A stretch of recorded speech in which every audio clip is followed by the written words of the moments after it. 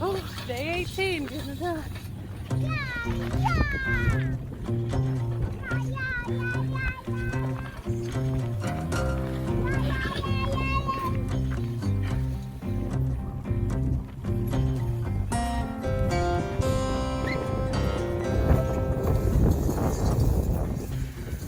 Alright, so we finished day number 18 in 47 minutes today. So quite a bit slower than the last few days, but honestly, I wasn't feeling it today. I'm tired and hungry and just grouchy, and I just had to get through it. So that's how it started, was like, you know, like hungry, grouchy, and just don't want to do this today, but I pushed through it and I got it done, and now I feel 1,000 times better. So some days you just have to do it even though you don't want to, and I don't know, on to tomorrow.